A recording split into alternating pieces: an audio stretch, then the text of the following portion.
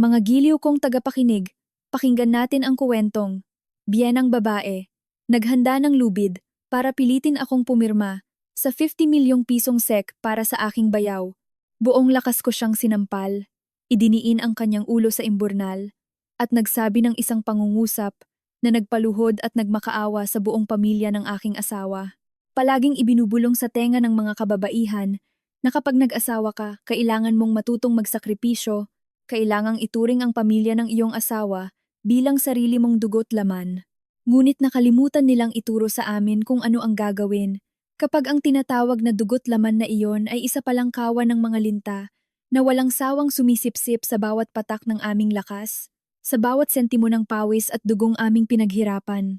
9 na taon akong naging manugang ng pamilya Reyes.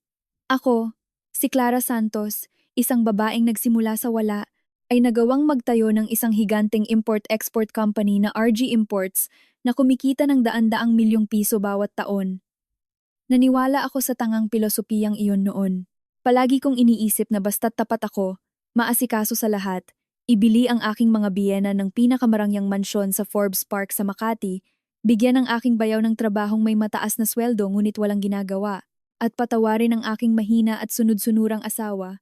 Magkakaroon ako ng isang masayang pamilya. Ngunit nagkamali ako. Ang aking pagbibigay daan ay nagpalaki lamang ng mga sakim na monsters. At ang rurok ng kanilang kawalang hiyaan ay nabunyag noong isang maulan na gabi ng Oktubre habang bumubuhos ang malakas na bagyo. Katatapos ko lamang noon sa isang 2 linggong business trip sa Europa. Pagod na pagod ang aking katawan. Pagkatapos ng kakapirma pa lamang ng aking kumpanya sa isang malaking kontrata na nagbigay sa akin ng net profit na mahigit 50 milyong piso sa linggong iyon. Isang halaga na hindi man lang mapangarap ng isang ordinaryong tao sa buong buhay niya. Ngunit wala akong naramdamang saya. Ang tanging hiling ko lang noon ay makauwi, magbabad sa mainit na tubig at matulog ng mahimbing. Huminto ang sasakyan ko sa tapat ng mansyong nakapangalan sa akin. Ngunit doon nakatira ang pamilya ng aking asawa.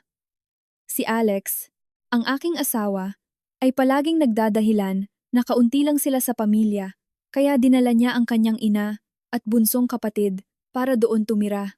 Bumaba ako ng sasakyan habang hila-hila ang aking mabigat na maleta. Kakatwa, madilim ang mansyon at walang kahit isang ilaw gayong 8:00 pa lamang ng gabi. Walang ingay ng telebisyon at wala ring sumisigaw na bayaw habang naglalaro ng Mobile Legends sa sala. Ang kakaibang katahimikan ay tila yelo na bumaon sa aking isip, nagbibigay ng masamang premonition.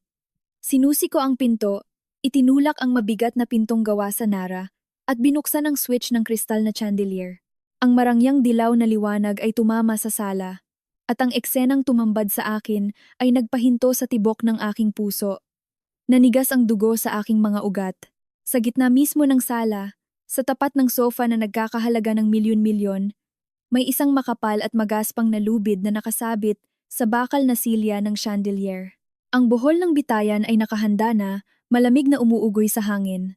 Sa ilalim ng bitayan ay may isang velvet na upuan. Ngunit hindi iyon ang pinakakakilakilabot. Sa ibabaw ng marmol na lamesa sa tabi nito, may isang blankong SEK na nakapangalan sa akin, katabi ang isang fountain pen at isang maliit na mangkok na may pulang likido na may nangsasalabibing amoy ng dugo ng baboy. May gumamit ng maduming dugong iyon para isulat sa ibabaw ng lamesa ang mga salitang, "Pumirma ka o may mamamatay." Nanigas ako sa aking kinatatayuan, dinaluyan ng malamig na pawis ang aking likod. Isang krimen? Pangingikil? Maraming magugulong isipin ang pumasok sa aking utak. Umatras ako ng isang hakbang, balak kong kunin ang aking telepono para tumawag ng pulis, ngunit bago ko pa mapindot ang numero, mula sa madilim na sulok ng pasilyo patungo sa silong, isang anino ang dahan-dahang lumabas, ang aking biyenang babae. Si Doña Teresa? Hindi niya suot ang mamahaling silk na duster na binili ko para sa kanya. Sa halip, suot niya ang isang kupas at punit-punit na duster, gulo-gulo ang buhok, at namumula ang mga mata. Mukha siyang hapis na hapis sa loob lamang ng 2 linggong pag-alis ko, ngunit ang tingin niya sa akin ay puno ng pagbabanta at kabaliwan. "Mama, ano pong ibig sabihin nito? Para saan ang lubid na iyan? Sinong naglagay ng maduming dugong ito sa bahay ko? Nasaan si Alex at si Robbie? Nandyan ka na pala? Aking mayamang manugang. Nagpapakasasa ka sa Europa, kumakain ng masasarap, Alam mo ba na ang pamilyang ito ay nasa bingit na ng kamatayan? Sabi ni Doña Teresa. Bingit ng kamatayan? Ipaliwanag niyo po ng maayos. Umalis ako ng 2 linggo. Ano ang nangyari at naglagay kayo ng bitayan sa gitna ng sala ko? Hindi magandang biro ito, Mama. Biro? Sa tingin mo ba ay itataya ko ang buhay ko para lang biruin ka? Ang sek sa ibabaw ng lamesa, hawakan mo ang panulat at isulat mo ang 50 milyong piso at pirmahan mo para sa akin. Ngayon din, kung hindi ka pipirma, makikita mo ang iyong biyanang babae na nakabitin sa chandelier ng bahay mo. 50 milyong piso? Nababaliw na ba kayo? Bakit nyo kailangan ng ganoong kalaking pera? Para iligtas ang buhay ng bayaw mo. Si Robbie, natrap siya ng mga masasamang elemento sa kasino sa Pasay. Ang utang niya kasama ang interes ay umabot na ng 50 milyong piso. Sinabi nila na kapag hindi pumasok ang pera sa kanilang account ngayong gabi, puputulin nila ang 2 kamay at paa ni Robbie at itatapon ang kanyang bangkay sa ilog Pasig. Ikaw ang hipag. Napakayaman mo. Napakarami mong pera na hindi mo na alam kung saan gagamitin. Kailangan mong iligtas ang bayaw mo. Iligtas? Si Robbie ay 30 taong gulang na, walang trabaho, sugarol at babaero. Ilang beses ko na ba siyang binayaran ng utang? Ibinili ko siya ng mamahaling kotse. Isinangla rin niya. Ginawa ko siyang manager sa kumpanya. Ninakawan naman niya ang pondo ng kumpanya. Ngayon ay may utang siyang 50 milyon. At gusto niyo akong pumirma ng SEC? Ang pera ko ba ay parang tuyong dahon lang na pinupulot sa kalsada? Kahit 1 sentimo, hindi ako pipirma. Hindi ka pipirma? Gusto mo bang makitang mamatay ang bayaw mo? Anak ko siya. Manugang ka sa pamilyang ito. Ang pera mo ay pera rin ng pamilya Reyes. Huwag kang makasarili. Alam kong kakakuha mo lang ng malaking kontrata. Sinabi sa akin ni Alex na may pumasok na 50 milyong piso sa account mo. Mas mahalaga pa ba ang pera mo kaysa sa buhay ng tao? Opo, mas mahalaga ang pera ko kaysa sa buhay ng isang sugarol. Sabi niyo ang pera ko ay pera ng pamilya Reyes. Ano ba ang ibinigay ng pamilya niyo sa akin bukod sa pagsipsip sa aking dugo at laman sa nakalipas na 9 taon? Sinabi sa inyo ni Alex ang tungkol sa 50 milyong piso? Napakahusay. Nagtulungan kayong mag-ina para abangan ang kontrata ko at ihanda ang patibong na ito, ano? Tigilan niyo ako. Mamatay man siya o mabuhay. Wala akong pakialam. Tatawag ako ng pulis. Subukan mo. Kapag itinaas mo ang teleponong iyan, magpapakamatay ako sa harap mo. Akala mo ba ay tinatakot lang kita? Pinag-isipan ko na ito. Kapag nagbigay ako ng sarili kong buhay rito, isusulat ng mga reporter na ang malupit na babaeng CEO ay pinilit magpakamatay ang kanyang biyenan. Babagsak ang shares ng kumpanya mo. Kakanselahin ng mga partner mo ang kontrata sa isang babaeng walang puso na tulad mo. Mas pipiliin mo bang mawalan ng 50 milyon o mawalan ng buong kumpanya na pinaghirapan mo? Pirmahan mo na. Gagamitin niyo talaga ang buhay niyo para pilitin ako? Akala niyo ba ay matatakot niyo ako sa dramang ito? Kung bumagsak ang shares, problema ko iyon. At kayo, kung gusto niyong mamatay, sige, umakyat kayo sa upuang iyan. Tingnan niyo kung kaninong bahay ito. Ang titulo ay nasa pangalan ko. Ang account ay sa akin. Kung mamatay kayo rito, gagastos lang ako para sa cleanup service. Napakawalang hiya mo. Walang utang na loob. Isinilang ko ang asawa mo para pagsilbihan ka. Ngayon, nakikita mong may mamamatay ngunit ayaw mong tumulong. Pinipilit mo ako, di ba? Sige, mamamatay ako para sa iyo. Magiging multo ako at hindi kita tatantanan. Ikaw na masamang babae. Huwag na kayong magpaligoy-ligoy pa. Napakaingay nyo. Iyan ang upuan. Iyan ang lubid. Umakyat na kayo para makita ko kung gaano nyo kamahal ang sugarol nyong anak. Pero babalaan ko kayo. Ang lubid na iyan ay dekalidad na binili ko para sa mga kargamento. Kapag itinumba nyo ang upuan, mapuputol agad ang hininga nyo. Walang pagkakataong humingi ng saklolo. Sige na, bilisan nyo para makatulog na ako. Pagod na ako. Naging masikip ang hangin sa sala. Naririnig ko ang galit na paghinga ni Doña Teresa. Ang kanyang kabaliwan ay umabot sa rurok nang makita niyang hindi ako natatakot sa bitayang inihanda niya. Tumayo siya roon, hawak ang upuan. Ang mga mata ay gumagala na tila naghahanap ng huling maliligtasan para sa mababang palabas na ito. At ang kanyang tagapagligtas ay lumabas mula sa madilim na sulok ng kusina. Ang tunog ng mga yabag ng tsinelas ay narinig. Si Alex, ang lalaking legal kong asawa, sa loob ng 9 na taon ay lumabas. Suot niya ang madilim na asul na silk na pajama na personal kong pinili para sa kanya sa aking business trip noong nakaraang buwan. Mukha siyang natatakot, maputla ang mukha, at hindi makatingin ng diretso sa aking mga mata. Lumalabas na kanina pa siya sa bahay.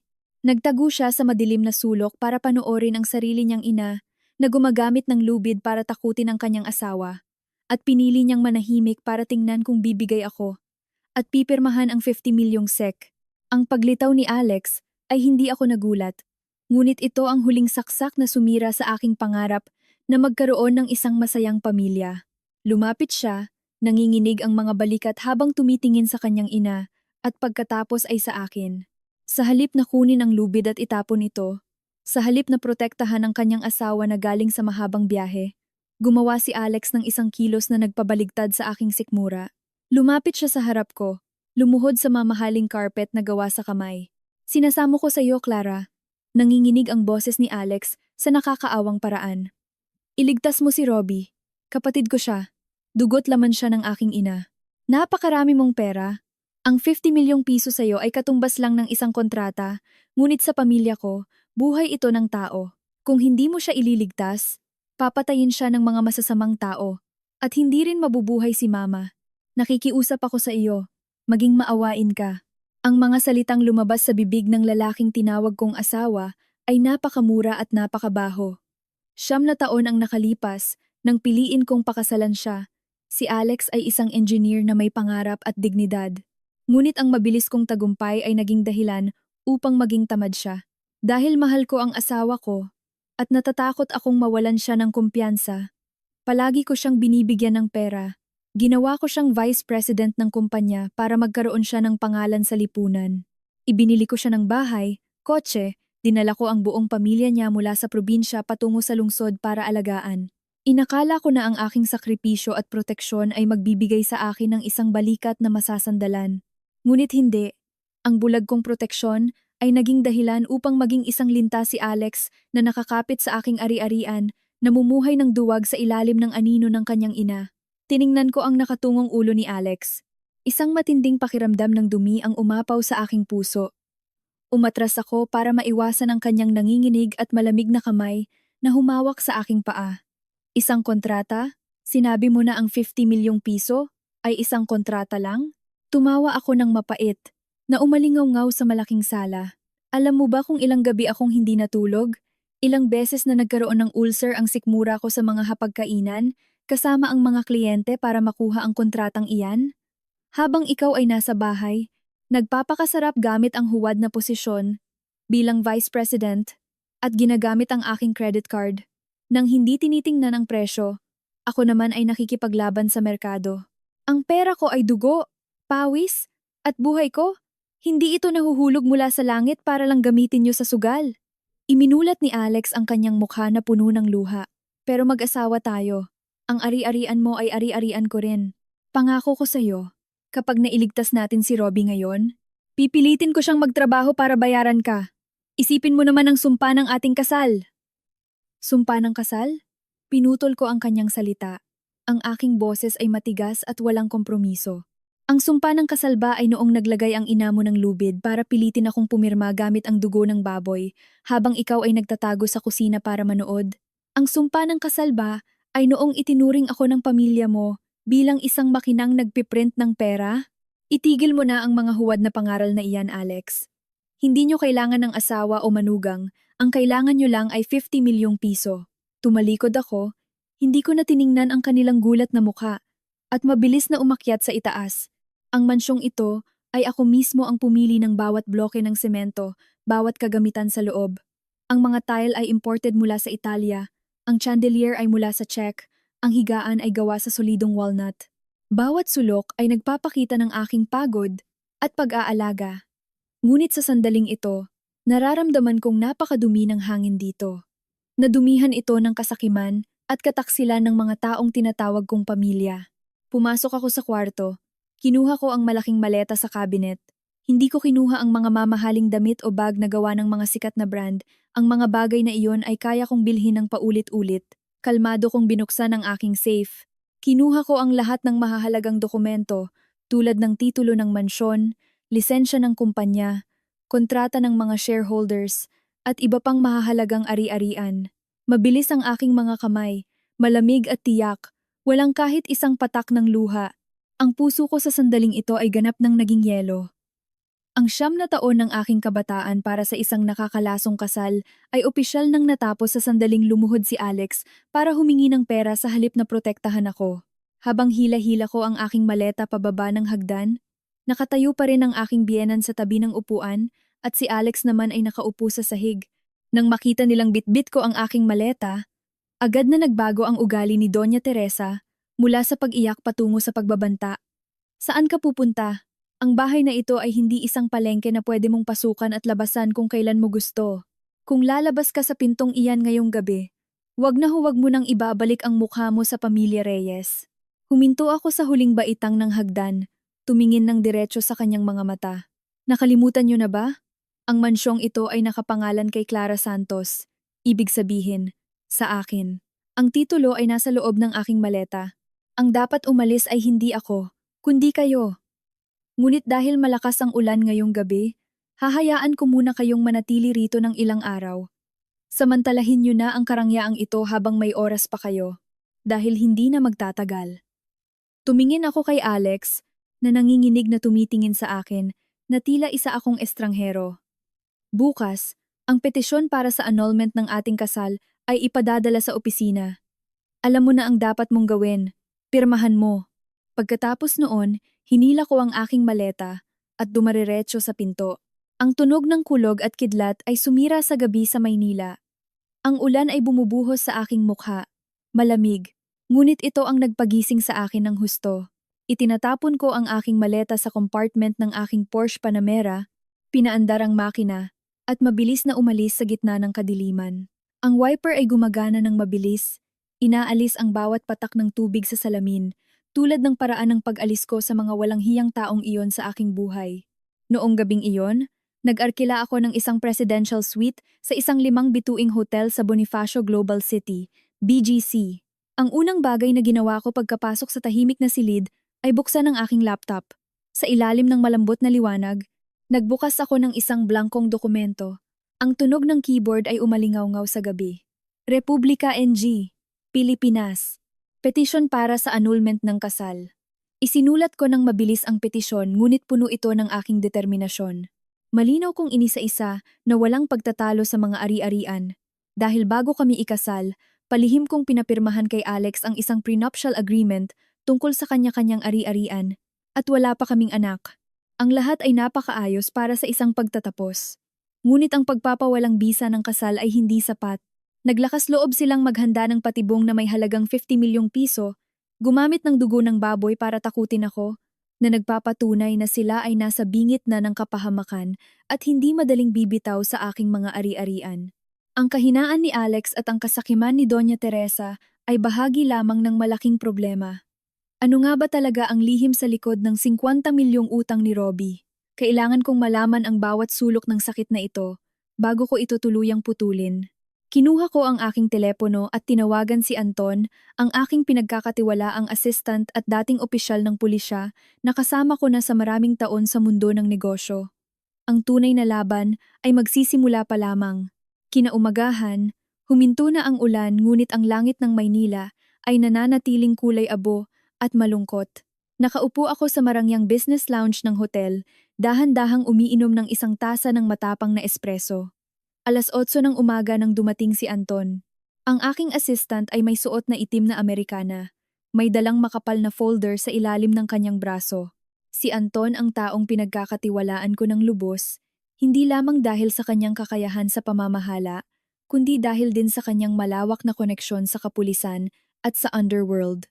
Kagabi, nang matanggap ang aking utos, ginamit ni Anton ang lahat ng kanyang koneksyon para imbestigahan ang 50 milyong utang ni Robbie. Naupo si Anton sa tapat ko, itinulak ang dilaw na folder sa aking harap. Napakaseryoso ng kanyang mukha. Ma'am Clara, mas malala ang sitwasyon kaysa sa iniisip nyo. Ang 50 milyong piso ay hindi lang simpleng utang sa sugal. Tingnan nyo po. Kalmado kong binuksan ang folder.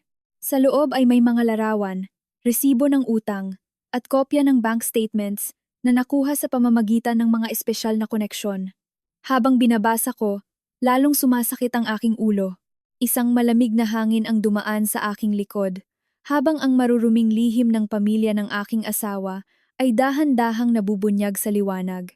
Lumalabas na hindi lang simpleng sugal ang pinasukan ni Robbie sa mga maliliit na lugar. Gamit ang pangalan ng kanyang kapatid na Vice President ng isang malaking import-export company, nakilala niya ang mga sindikato ng iligal na sugal at pustahan sa sports na may koneksyon sa ibang bansa. Noong una, ay ilang daang libo lamang. Ginamit niya ang kotseng ibinili ko para isangla. Nang makitang madaling manalo, dinala siya ng mga masasamang tao sa mga malalaking kasino sa ibang bansa. Ngunit ang 50 milyong piso ay hindi mawawala sa ilang laro lamang. Ang pinakamahalagang bahagi ay nasa hulihan ng ulat. Huminto ang aking mga mata sa isang kasunduan sa utang na may pulang selyo ng kumpanya. Tumibok ng mabilis ang aking puso nang makita ko ang pangalan, RG Imports. Ito ang aking kumpanya. Ano ang ibig sabihin nito? Tumingin ako kay Anton. Ang aking boses ay naging malamig. Ang aking daliri ay nakaturo sa selyo at pirma sa papel. Bakit may selyo ng kumpanya ko rito? Sinong pumirma nito? Bumuntong hininga si Anton. Bumaba ang kanyang boses. Iyan ang pinakamalaking kataksilan na kailangan kong ipit alam sa inyo, ma'am. Ang pirmang iyan ay kay Sir Alex. Bilang Vice President, sinamantala niya ang inyong pag-alis patungong Europa para palihim na kunin ang ekstrang selyo ng kumpanya at pirmahan ang mga papel para maging garantor sa utang ni Robbie. Ang mga loan shark ay hindi tanga para magpahiram ng 50 milyon sa isang walang kwentang tao tulad ni Robbie. Nagpahiram sila dahil may garantiya ng kumpanya nyo. At higit pa riyan, kasama rin si Robbie sa isang sindikato ng smuggling ng mga iligal na gadget. Nangutang siya sa mga loan shark para bumili ng kargamento, balak niyang ibenta para kumita ng doble at bayaran ng utang. Ngunit ang kargamento ay nahuli ng Bureau of Customs noong nakaraang linggo. Nawalan siya ng lahat, at ang utang kasama ang napakataas na interes ay umabot na sa 10 milyong piso. Hinawakan ko ng mahigpit ang papel hanggang sa mamuti ang aking mga daliri. Narinig ko ang pagngangalit ng aking mga ngipin. Ito pala ang tunay na dahilan sa likod ng dramatikong pagpapakamatay kagabi. Hindi lang ako gustong pilitin ni Doña Teresa na magbigay ng pera para iligtas ang kanyang anak. Pinagplanuhan na nila ito ni Alex mula pa sa simula gamitin ang reputasyon, pangalan, at ari-arian ng aking kumpanya para maging garantiya sa kanilang mga iligal na gawain. Ang 50 milyong piso ay hindi lamang ang tanging problema. Ang mas seryosong usapin ay ang kaligtasan ng kumpanyang itinayo ko sa loob ng 10 taon. Kung ang papel na ito ay mapunta sa kamay ng mga autoridad o kung ang mga loan shark ay pumunta sa opisina para manggulo, malalaman ito ng media, ang isang iginagalang na import-export company na nasasangkot sa mga sindikato at smuggling ay mawawalan ng bilyon-bilyong halaga ng shares sa merkado.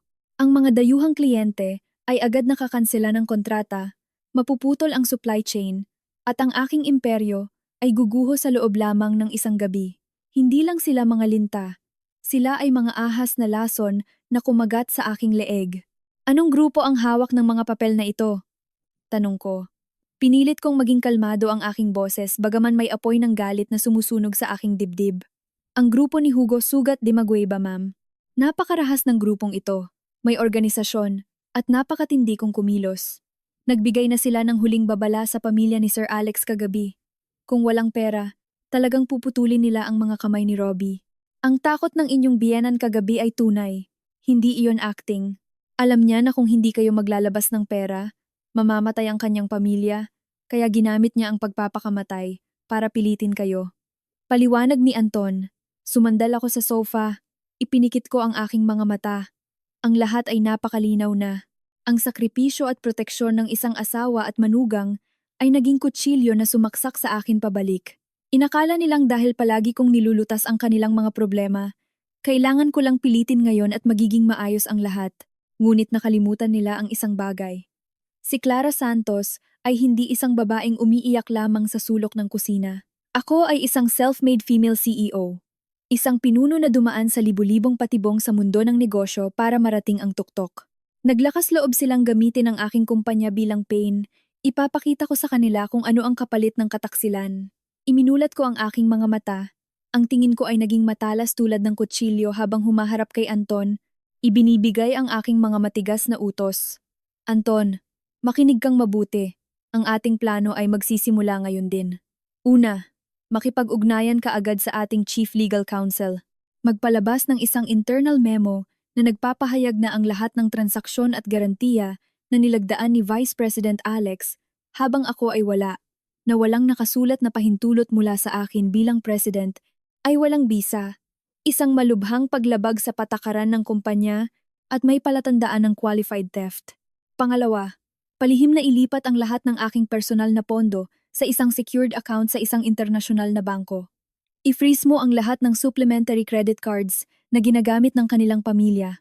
Pangatlo, tipunin ang lahat ng ebidensya ng iligal na paggamit ni Alex ng selyo, kasama ang CCTV footage kung mayroon.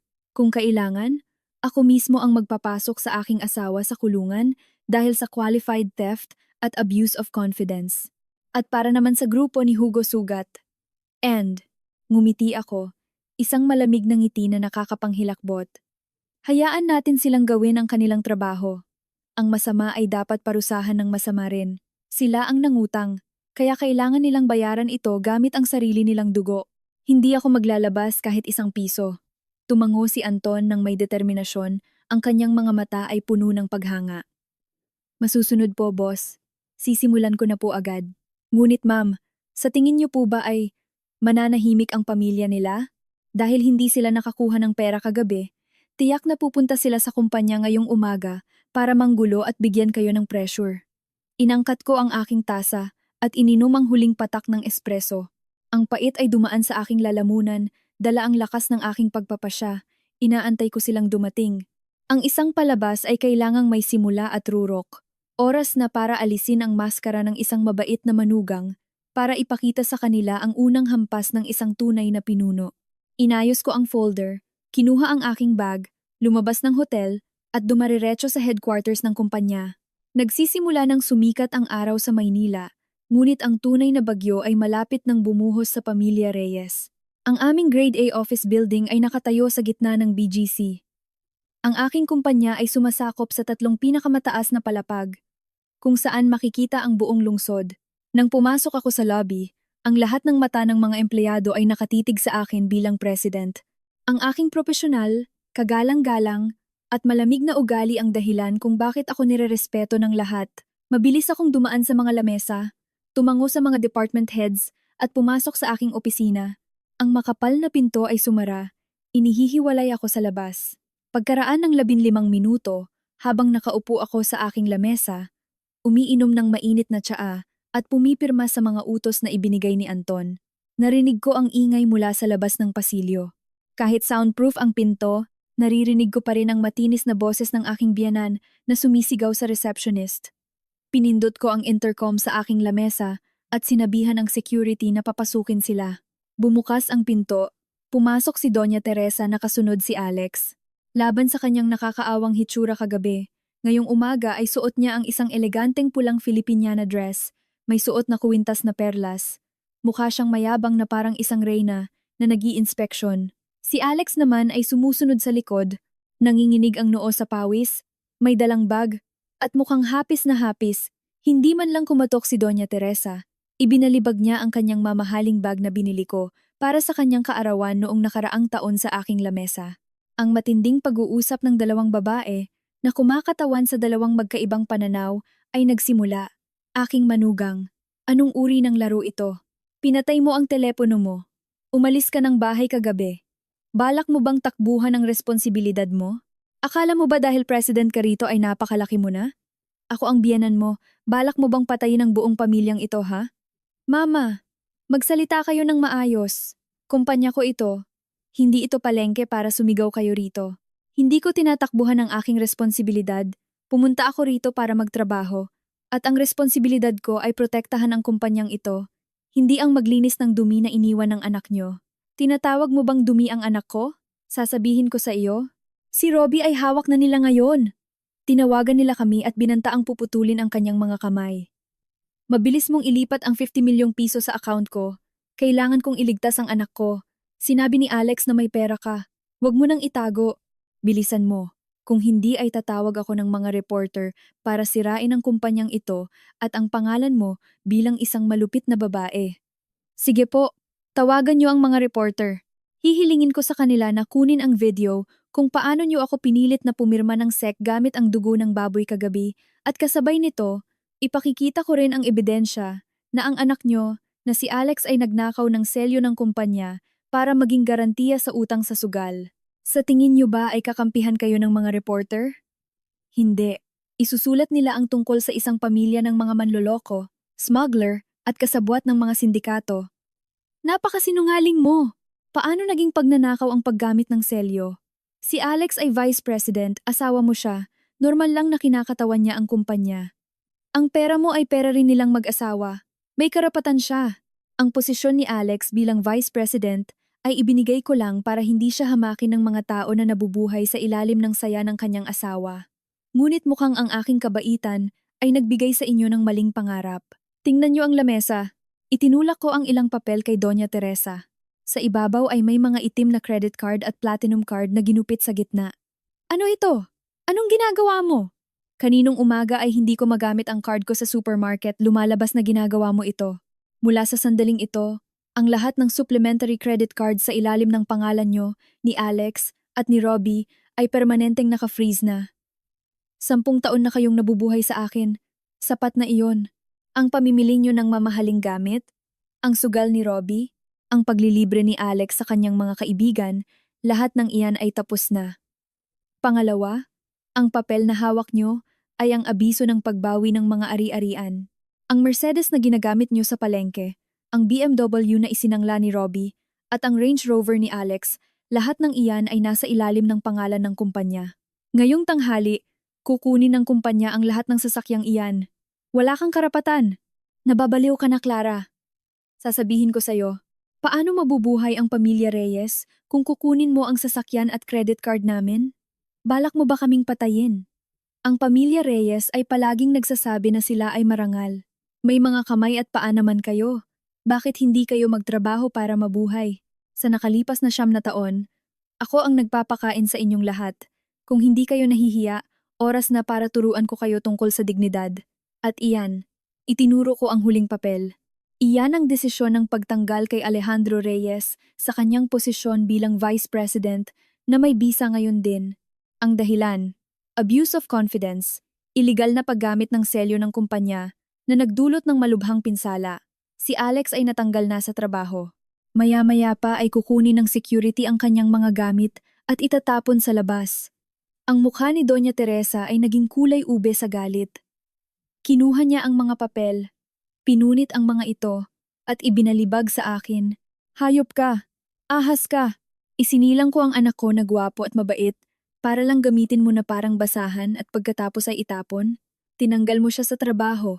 Kinuha mo ang card. Sino ngayon ang magbabayad sa 50 milyong utang ni Robbie? Kung kukunin ng mga sindikato ang utang na iyan, ibebenta ko ang mansyong tinitirhan mo. Hawak ko ang mga papel ng bahay. Huwag mong isiping makukuha mo ito. Subukan yung ibenta kung may bibili. Ang titulo ay nasa pangalan ko. Ano ang gagawin niyo sa kopya ng mga papel na hawak niyo? At uulitin ko, hindi ako maglalabas, kahit 1 piso, para sa 50 milyong iyan. Si Robbie ay naglaro ng sugal at nag-smuggling, kaya hayaan nating ang batas at ang mga sindikato ang magparusa sa kanya. Si Alex naman ay pumirma ng maling garantiya. Kung pumunta ang mga loan shark sa kumpanya ko, ibibigay ko ang ebidensya ng kanyang pamepeke sa pulisya. Sa oras na iyon, ang panganay mong anak ay makukulong at ang bunso mong anak ay lulutang sa ilog. Iyan ang kabayaran sa kasakiman mo. Diyos ko! Alex, bakit nakatayo ka lang dyan? Napakaduwag mo. Sampalin mo ang asawa mo. Patayin mo ang babaeng ito. Pinapatay niya ang ina mo. Pinapatay niya ang kapatid mo. Huwag niyo akong piliting tumawag ng pulis para paalisin kayo rito. Napakahalaga ng aking oras. Ang pangingikil niyo ay tapos na. Ngayon, umalis kayo ng aking biyenan at ng lalaking katatanggal lang sa trabaho sa kumpanya ko. Huwag na kayong babalik dito muli. Sa korte na lang tayo magkita. Sumigaw si Doña Teresa at balak akong sugurin. Ngunit hinawakan siya ng security at pilit na kinaladkad palabas ng pinto. Ang kanyang madidilim na salita ay narinig sa buong pasilyo at dahan-dahang nawala nang ipasok siya sa elevator. Si Alex naman ay yumuko at sumunod sa kanyang ina. Ang kanyang duwag na hitsura ay nakita sa ilalim ng liwanag ng opisina. Ang unang hampas ay tumama sa target. Dahan-dahan akong naupo sa aking upuan. Inayos ang aking Amerikana at tumingin sa bintana patungo sa mga sasakyan sa Maynila. Ang operasyon para alisin ang sakit na ito ay nagsisimula pa lamang sa mga unang hiwa. 2 araw, pagkatapos kong paalisin ang aking biyenan at ang aking walang kwentang asawa sa kumpanya, isang tunay na bagyo ang dumating. Ngunit sa pagkakataong ito, hindi ito nanggaling sa dugo ng baboy o sa murang lubid. Ito ay nanggaling sa isang mastuso at mapanirang sandata sa panahon ng teknolohiya, maduming media. Noong umagang iyon, katatapos ko lamang sa aking unang pagpupulong sa linggong iyon, nang pumasok si Anton sa aking opisina na may dalang tablet. Napakaseryoso ng kanyang mukha, at mula sa maliit na speaker ng tablet ay narinig ko ang iyak ng aking biyenan, si Doña Teresa.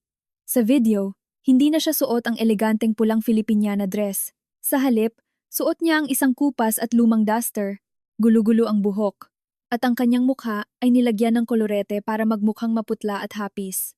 Nakaupo siya sa isang maliit na higaan sa isang madilim at maduming kwarto, na may mga dingding na may sira isang perpektong pag-arte na nakakatawa. Dahil noong nakaraang ilang araw lamang, nakahiga pa siya sa ilalim ng mamahaling silk na kumot sa aking mansyon. Sa tabi niya ay si Alex, na nakatungo ang ulo, hawak ang kanyang ulo, umaarte bilang isang lalaking walang magawa sa gitna ng kahirapan. Sa harap ng kamera, umiiyak si Doña Teresa ng malakas. Ang mga luha ay bumubuhos na parang ulan. Nagkwento siya ng isang kuwentong binuo ng napakahusay. Ginawa niya akong isang malupit na babae sa modernong panahon sa halip na isang babaeng nag-alaga sa buong pamilya. Inakusahan niya ako bilang isang president na walang puso, na dahil may pera at kapangyarihan ay hinahamak ang pamilya ng kanyang asawa.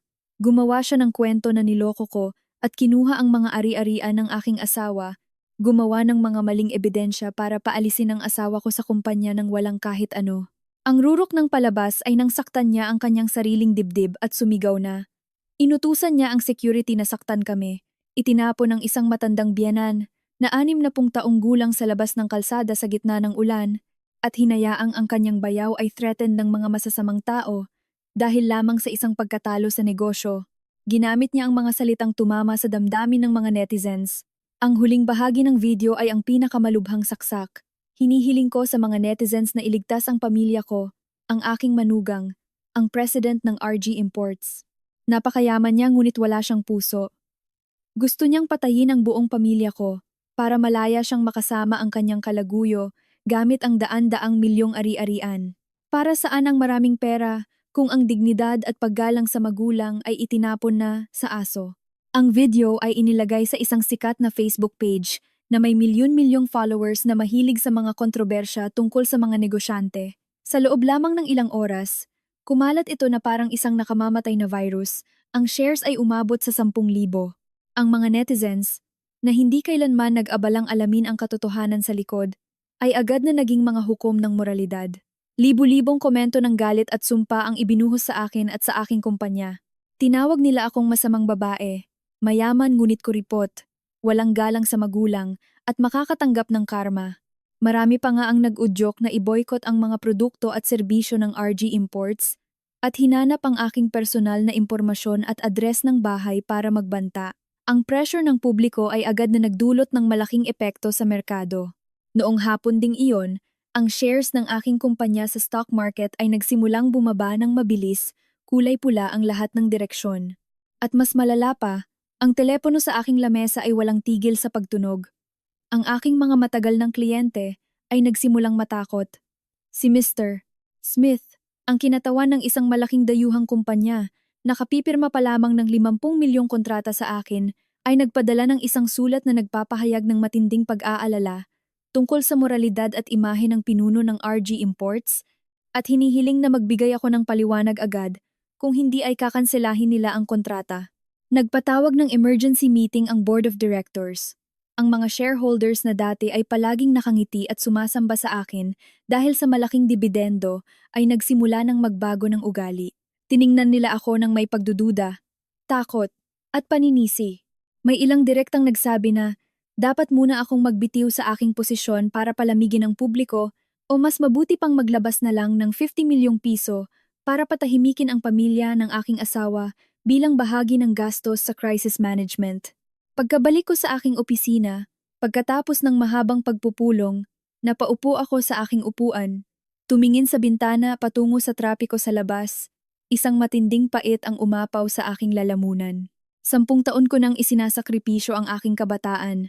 Nagtatrabaho ng walang pahinga para itayo ang kumpanyang ito at pakainin ang buong pamilyang iyon. Mula noong mga araw na wala silang kahit ano sa probinsya, binigyan ko sila ng bahay, kotse, mararangyang pagkain sa mga sikat na restaurant at mamahaling bakasyon sa ibang bansa. Ngunit ngayon, dahil lamang sa pagtanggi kong bayaran ng utang sa sugal, handa silang sirain ang aking buhay at itapon ako sa putik ng opinyon ng publiko. Alam nila na ang kahinaan ng isang kumpanya ay ang reputasyon nito at ginagamit nila ang buhay ng kumpanya para sakalin ako. Nakatayo si Anton sa tabi ko. Nagtatanong kung dapat ba nating ilabas ang ebidensya ng pagnanakaw ng selyo at ang sugal ni Robbie para lumaban. Ang PR team ng kumpanya ay naghanda na rin ng isang 5 pahinang paliwanag, ngunit itinaas ko ang aking kamay para patigilin sila. Ngumiti ako ng isang malamig na ngiti. Paliwanag? Pakikipagtalo sa mga galit na netizen sa social media? Hindi. Sa mga krisis sa media, ang unang nagpapaliwanag ay ang mahina. At isa pa, ang paglalabas ng ebidensya na pinimeke ni Alex, ang selyo ng kumpanya, sa ngayon ay magiging parang kutsilyo na may 2 talim. Maaaring magalit ang publiko sa pamilya, Reyes, ngunit ang mga bangko at kliyente ay mag-iisip na ang pamamahala ng RG Imports ay mahina dahil hinayaan nitong makuha ang selyo ng mga masasamang tao. Hindi ko hahayaang madamay ang kumpanya sa putik na ito. Anton, sabihin mo sa PR team, walang paliwanag, walang pagbura ng mga post, walang pakikipag-away sa social media. Maglabas lamang ng isang maikling pahayag. Kinukumpirma ng RG Imports na ito ay isang organisadong pangingikil na naglalayong sirain ang personal na buhay ng president.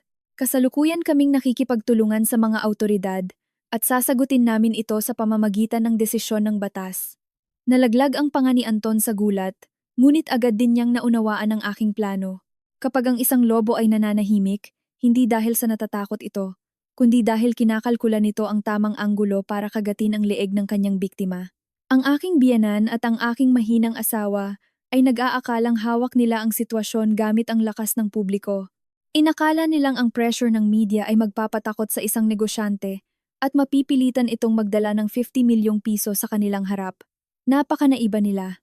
Hahayaan ko silang tapusin ang palabas na ito, hayaan silang malunod sa kanilang tagumpay. Dahil kapag mas mataas ang lipad, mas masakit ang bagsak. Ang bagyo ng media ay nagpapatuloy sa labas. Ang shares ng kumpanya ay nananatiling mababa, at ang mga sumpa sa social media ay wala pa ring tanda ng paglamig. Ang pamilya ng aking asawa, pagkatapos ilabas ang video, ay mukhang masayang-masaya sa kanilang tagumpay. Hindi na nila itinago ang kanilang kayabangan. Ang aking walang kwentang asawa ay kumuha pa nga ng isang murang abogado, isang uri ng abogado, na handang ipagtanggol ang kahit ano para sa pera para magpadala ng huling babala sa aking kumpanya. Sa sulat, sinabi nila na basta't sumang-ayon akong magbayad ng 50 milyong piso para sa utang ng kanyang kapatid at bayaran ang pinsala sa damdamin ng kanyang ina, agad nilang buburahin ang video, maglalabas ng bagong pahayag para iligtas ang reputasyon ng kumpanya, at hindi hihingi si Alex ng anumang bahagi sa mga ari-arian sa panahon ng aming kasal. Nang mabasa ko ang sulat na iyon, tumawa ako ng malakas sa aking silid sa hotel, kung saan ako nananatili sa mga nakalipas na araw. Akala talaga nila ay isa akong tanga. 9 na taon kaming nagsama, ngunit hindi kailanman naunawaan ni Alex ang lupit ng mundo ng negosyo, at lalong hindi niya naunawaan ang bagsik ng isang babaeng nag-angat sa kanya na kaya rin siyang itapon sa pinakamababang putik. Tinawagan ko si attorney Pepe Cruz, ang Chief Legal Counsel ng RG Imports, isang lalaking nasa katanghalian na ang gulang, may malamig na utak, at may 30 taong karanasan sa batas ng negosyo. Hiningi ko kay attorney Cruz na pumunta sa akin agad. Dala ang lahat ng legal na dokumento ng aking personal na ari-arian at ng kumpanya. Oras na para ihanda ang isang matamis na patibong na tinatawag na kompromiso para tapusin ang masamang panaginip na ito magpakailanman. Pagkatapos ng 2 oras na pagpupulong, isang espesyal na kasunduan ang binuo na pinamagatang Kasunduan sa Paglutas ng Utang at Paghahati ng Ari-arian sa Annulment. Sa biglang tingin, Ang kasunduang ito ay mukhang pagsuko ko sa ilalim ng pressure ng pamilya ng aking asawa. Ang pangunahing nilalaman ay nagsasabi na sumasang-ayon si Clara Santos na maglabas ng 50 milyong piso mula sa kanyang personal na pondo para tulungan si Roberto Reyes. Robbie, nabayaran ang kanyang utang. Ngunit ang kamandag ay palaging nasa maliliit na detalye. Ang 50 milyong piso ay hindi ililipat sa pamamagitan ng bank transfer, kundi ibibigay sa pamamagitan ng isang personal na SEC. Bilang kapalit, si Alex at Doña Teresa ay kailangang pumirma sa ilang kondisyon na dahil sa kasakiman ay tiyak na hindi nila mapapansin ang legal na patibong sa loob. Una, kailangang pirmahan ni Alex ang petisyon para sa annulment ng kasal. At kasabay nito ang isang papel na nagsasabing tinatanggihan niya ang lahat ng karapatan sa mansyon, sasakyan, shares ng kumpanya, at iba pang ari-arian sa panahon ng aming kasal. Pangalawa, at ito ang pinakamahalagang kondisyon, kailangang pirmahan ni Alex at ni Doña Teresa ang isang dokumento na nagpapahayag na kinikilala nila ang paglabag sa patakaran ng kumpanya gamit ang mga legal na salita na napakahirap unawain. Ang dokumentong ito ay nagpipilit kay Alex na kilalanin na ginamit niya ang selyo ng kumpanya nang walang pahintulot ng president para sa utang ng kanyang kapatid. Inakala nilang ang papel na ito ay simpleng patakaran lamang sa loob ng kumpanya para magkaroon ako ng dahilan na kumuha ng 50 milyong piso mula sa pondo ng kumpanya.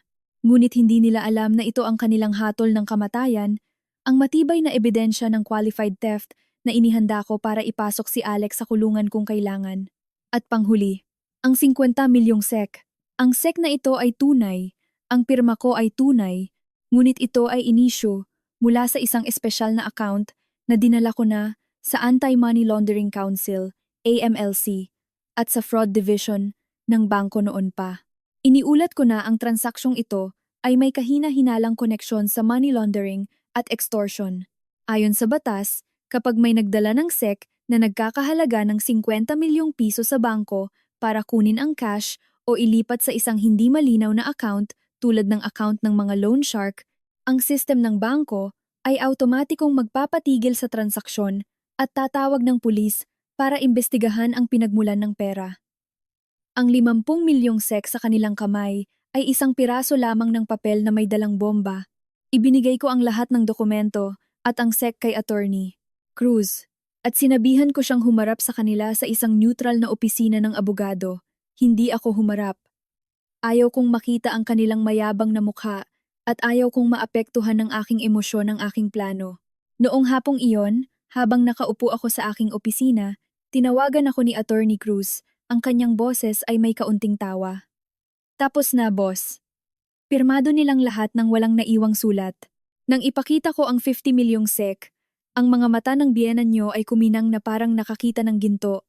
Ang asawa niyo naman ay mabilis na kinuha ang panulat at pinirmahan ang annulment at ang papel ng pagtanggi sa ari-arian nang hindi man lang binabasa ang 2 linya. Ang kanilang murang abogado ay nagulat din sa laki ng pera at hindi man lang sinuri ang mga legal na kondisyon sa loob. Sinabi pa nga ng biyenan niyo na sabihin ko raw sa inyo na, sabihin mo kay Clara, kahit gaano kagaling ang babae, hindi niya kayang talunin ang pamilya. Sa pagkakataong ito, hahayaan ko muna siya. Nang marinig ko iyon, dahan-dahan kong ipinikit ang aking mga mata, huminga ng malalim sa gaan ng aking pakiramdam. Tapos na. Ang patibong ay sumara na.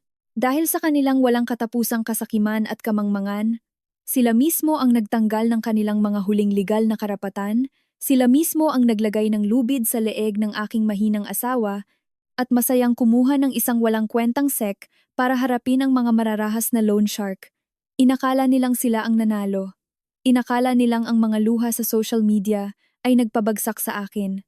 Hindi nila alam na mula sa sandaling dumampi ang panulat ni Alex sa annulment at sa pagtanggi sa ari-arian, opisyal na nilang nawala ang lahat. Ang lahat ng paghahanda ay kumpleto na. Ngayon, kailangan ko na lamang maupo, sumandal sa aking upuan, uminom ng pulang alak, at panoorin kung paano sila kikilos sa kanilang huwad na pagdiriwang. Marahil ay walang mas nakakalasing sa tao kaysa sa alak ng pera na nanggaling sa langit. Ang pamilya ng aking asawa, pagkatapos makuha ang 50 milyong SEC na may pirma ko, ay tuluyang nalunod sa kanilang maling pangarap. Sigurado silang nabago nila ang sitwasyon at tinuruan ang kanilang manugang ng isang aral. At higit sa lahat, Naniwala silang sila ay mga bilyonaryo na. Dahil Sabado ng hapon noon, sarado ang mga bangko, kaya ang pagkuha ng pera ay kailangang maghintay hanggang Lunes ng umaga. Ang grupo ni Hugo Sugat, pagkatapos makatanggap ng larawan ng 50 milyong SEK na may pangalan ko na ipinadala ni Robbie sa Viber, ay sumang-ayon din na maghintay. Ang mga masasamang tao ay napakapraktikal. Alam nilang ang aking kumpanya ay may pera, at ang aking pirma ay isang matibay na garantiya. Sumang-ayon silang bigyan si Robbie ng 2 araw na palugit sa katapusan ng linggo, sa kondisyon na Lunes ng umaga ay kailangang ibigay ang cash, kung hindi ay alam na nila ang mangyayari. Ngunit para sa pamilya ni Doña Teresa, ang 2 araw na iyon ay hindi oras ng paghihintay, kundi pagkakataon para magyabang. Nagpasya silang mag-organisa ng isang napakalaking pagdiriwang noong gabi ng linggo sa isang napakamahal na seafood restaurant sa gilid ng Manila Bay. Kung saan kung wala ako at ang aking credit card, hindi sila kailanman papayagang makapasok ng security para sa down payment ng pagdiriwang na ito. Ayon sa ulat ni Anton, nangutang pa nga si Doña Teresa sa kanyang mga kamag-anak sa probinsya para sa uputa, nangangako na ibabalik ang doble sa susunod na linggo kapag nakuha na ang 50 milyong piso. Noong gabing iyon, maliwanag ang mga ilaw sa Maynila, malamig ang hangin mula sa dagat. Sa VIP room ng restaurant na kasya ang 50 tao, ang hangin ay napakaingay na parang palengke. Ang mga bisita ay karamihan ay mga kamag-anak mula sa probinsya na inarkila pa ng bus para pumunta rito, kasama ang ilang kaibigan sa sugal ni Robbie at mga taong sumasamba kay Alex noong siya ay vice president pa. Nandoon din ako sa restaurant na iyon, ngunit hindi sa maingay na silid na iyon. Sa tulong ni Anton, kinuha ko ang isang maliit na VIP room sa tabi mismo ng kanilang silid. Ang dingding sa pagitan ng 2 silid ay manipis na kahoy lamang. At dahil sa isang maliit na microphone na palihim na inilagay ni Anton sa ilalim ng mga bulaklak sa kabilang silid, naririnig ko ng malinaw ang bawat pag-untog ng baso at ang bawat salitang mayayabang ng mga taong tinatawag kong pamilya. Naupo ako sa sofa, uminom ng kaunting alak, tumingin sa kawalan, habang ang wireless earphone ko ay nagbibigay ng bawat tunog ng malinaw. Mabuhay si Doña Teresa! Mabuhay si Sir Alex dahil sa wakas ay nakalaya na sa masamang babaeng iyon.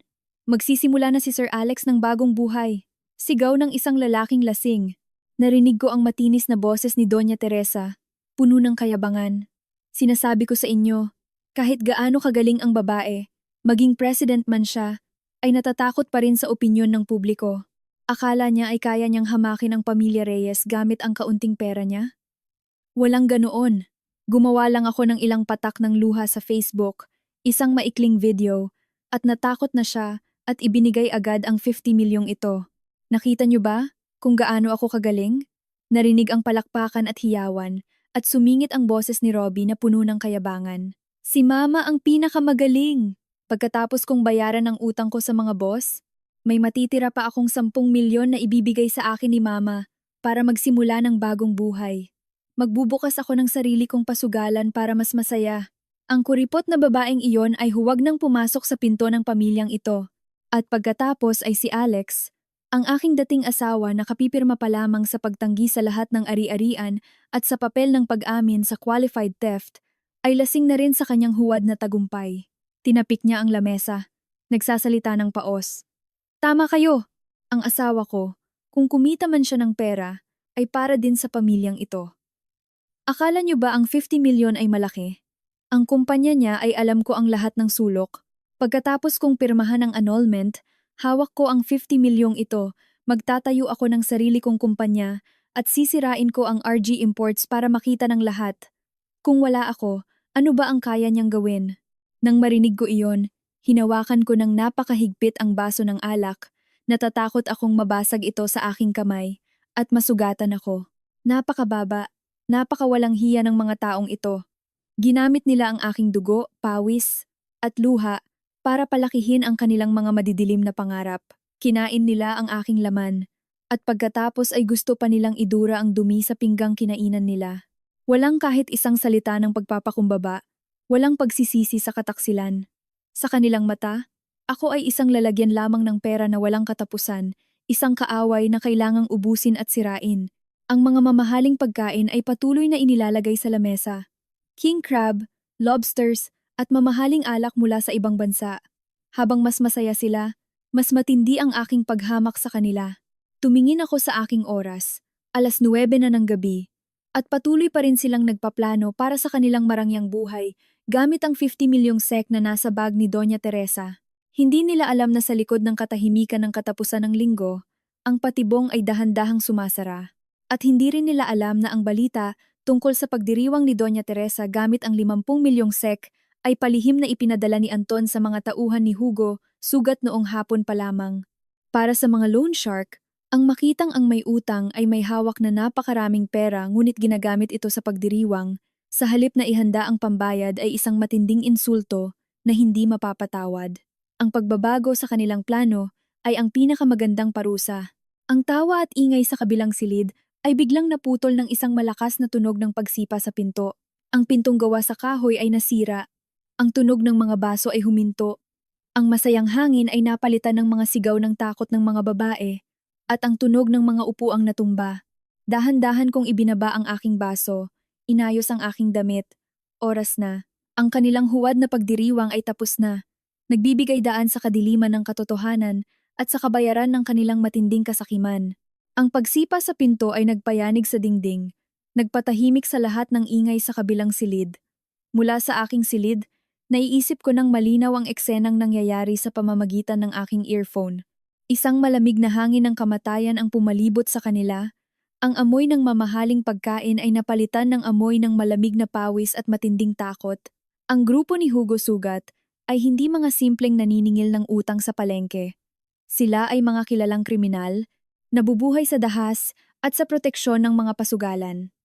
Pumasok si Hugo Sugat kasunod ang 10 tauhan na may mga tattoo sa leeg, hawak ang mga bakal na tubo.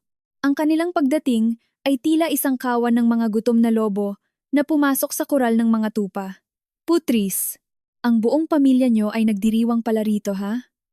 Ang boses ni Hugo ay paos at mababa, at pagkatapos noon ay narinig ang tunog ng mga basong nabasag. Isang tauhan niya ang gumamit ng bakal na tubo para basagin ang pinggan ng lobster sa gitna ng lamesa. Ang mga kamag-anak mula sa probinsya na kanina lang ay sumisigaw sa saya, ngayon ay sumisigaw sa takot, nagtatakbuhan sa mga sulok ng dingding, nanginginig na parang mga basang sisiw. Si Robbie na kanina lang ay gustong magtayo ng sariling pasugalan, ngayon ay hindi makapagsalita ng maayos. Narinig ang tunog ng kanyang upuan na umatras sa sahig. "Boss, patawad po, bakit po kayo nandito?" Kanina pong tanghali ay ipinadala ko na ang larawan ng 50 milyong SEK sa mga tauhan nyo. Pumirma na ang aking hipag. Ang pera ay nasa bag ng aking ina.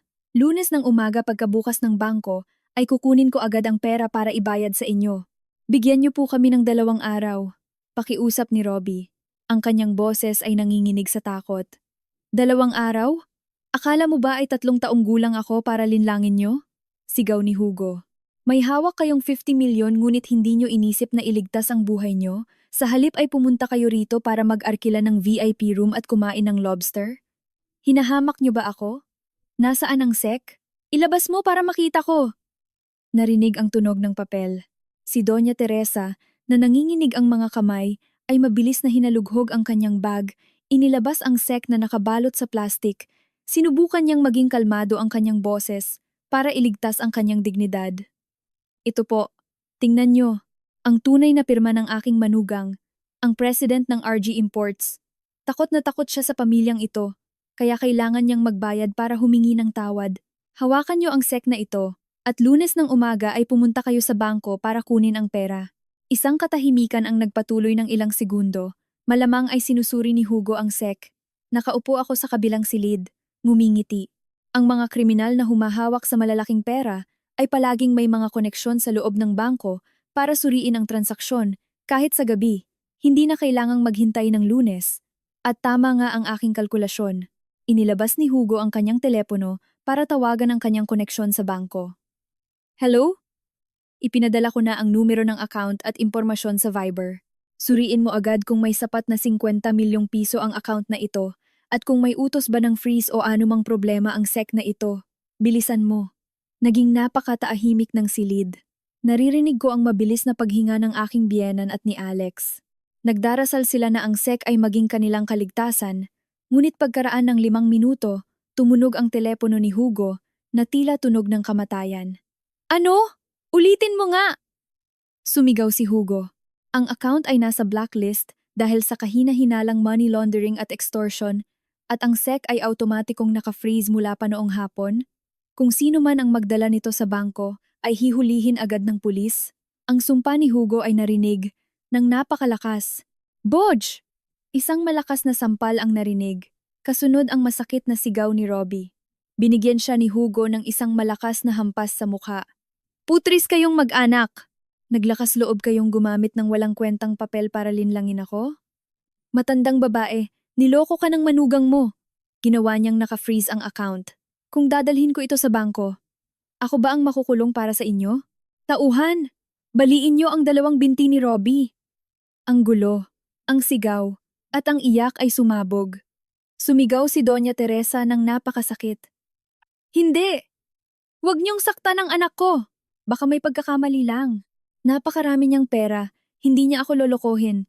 Tatawagan ko siya ngayon din. Dahan-dahan kong tinanggal ang aking earphone, ibinaba ko ito sa lamesa. 3 segundo pagkatapos noon, tumunog ang aking telepono ang numero ng aking biyenan. Uminom ako ng kaunting alak at sinagot ang tawag. Ang pag-uusap ay nangyari agad. Ang isa ay puno ng takot sa gitna ng kaguluhan at ang isa naman ay malamig at walang emosyon mula sa itaas. Clara! Clara! Anong ginawa mo sa SEC? Ha? Gusto nilang patayin si Robbie. Bakit sinabi ng bangko na ang account ay naka-freeze? Niloko mo ako, di ba? Niloko? Hindi ko kayo niloko. Ang pera sa account na iyon ay sapat na 50 milyong piso. Ang pirma ay tunay. Ginawa ko ang aking bahagi na ibigay ang SEC sa inyo at kay Alex. Ang pag-freeze ng bangko dahil sa kahina-hinalang money laundering ay ayon sa batas, hindi ko iyon kasalanan. May hawak kayong malaking pera na walang malinaw na pinagmulan at ibibigay nyo sa mga sindikato kaya kailangang makialam ng batas. Huwag kang magsinungaling. Ikaw ang gumawa ng paraan para i-freeze ang account. Gusto mo kaming patayin, di ba? Ibinigay mo sa akin ang walang kwentang SEC na ito at pinilit mo si Alex na pirmahan ang annulment at ang pagtanggi sa ari-arian? Demonyo ka! Demonyo? Noong pinilit niyo akong pumirma ng SEC gamit ang dugo ng baboy sa sala, noong gumawa kayo ng video para sirain ang pangalan ko sa social media, noong nagdiriwang kayo ni Alex sa aking pagbagsak kayo ba ay mga anghel? Ang kasunduang iyon ay kusang loob ninyong pinirmahan ni Alex. Tinanggihan na ni Alex ang lahat ng ari-arian at kinilala niya ang kanyang pagnanakaw ng selyo ng kumpanya. Ang SEC ay naibigay na. Ang transaksyon ay tapos na. Kaya ang utang niyo ay kayo ang magbayad. Clara, nakikiusap ako sa iyo. Sinasamba kita. May kutsilyo na sila sa leeg ni Robbie. Alisin mo ang freeze sa account. Iligtas mo ang bayaw mo. Gagawin ko ang lahat ng gusto mo.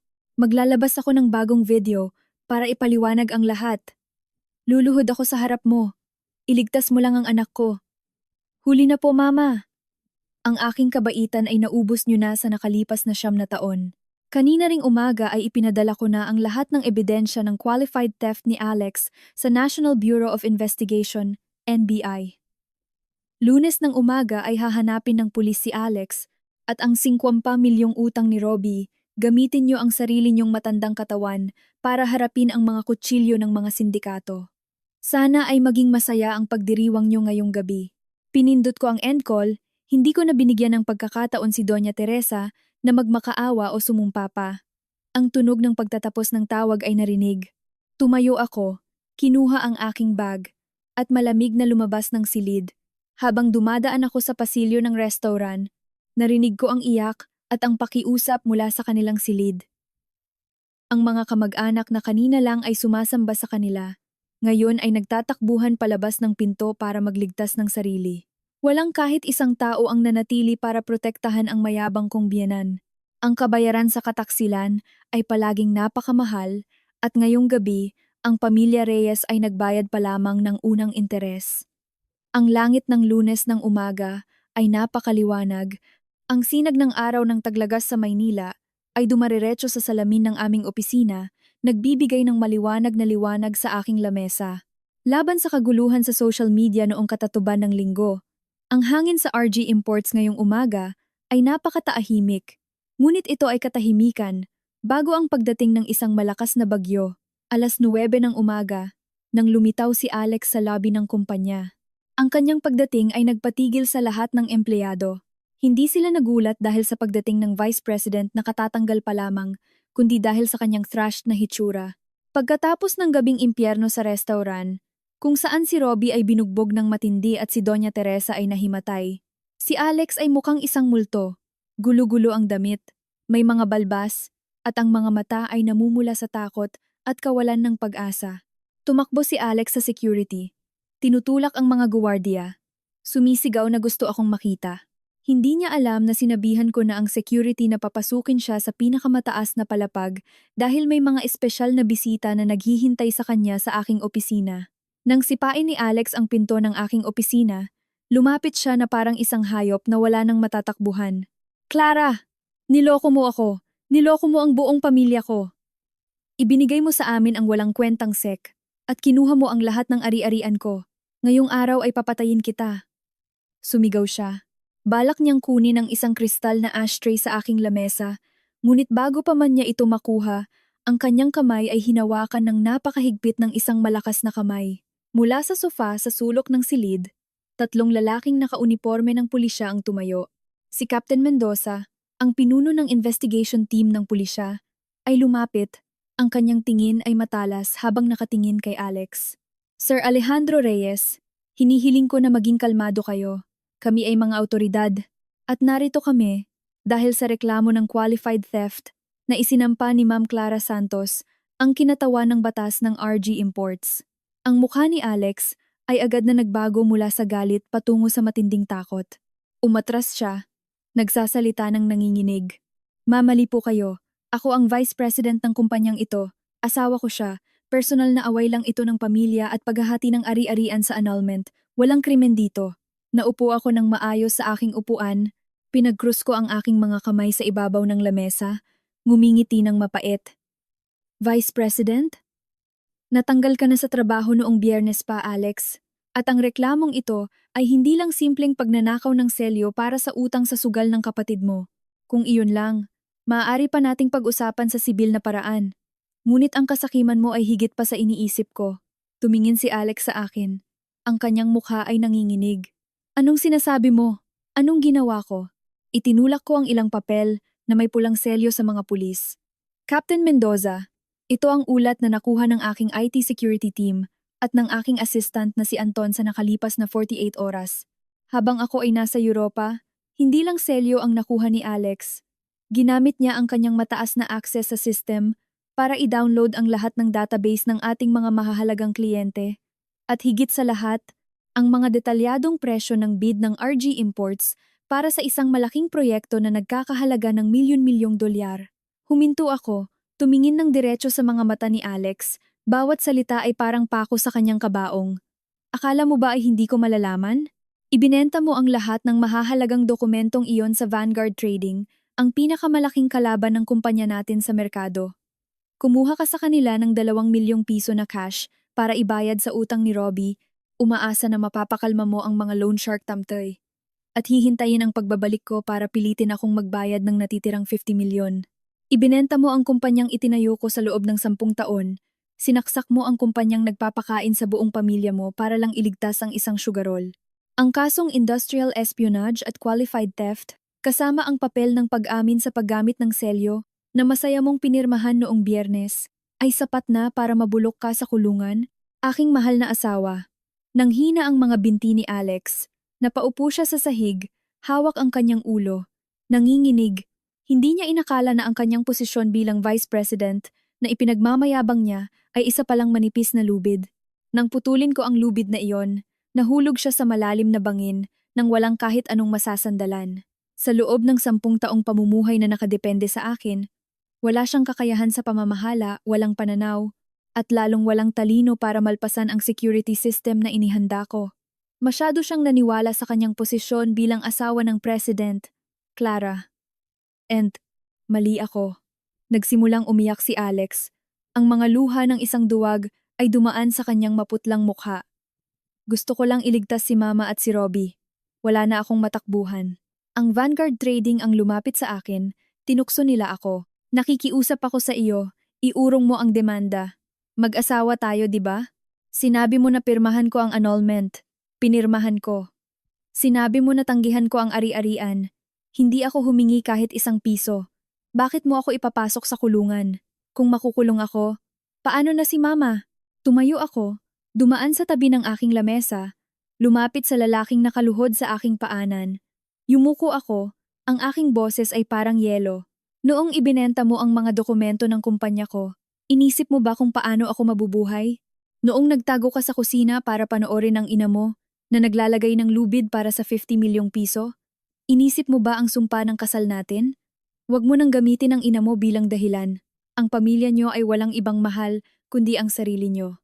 Pinirmahan mo ang pagtanggi sa ari-arian dahil inakala mong ang 50 milyong SEK ay magagamit mo.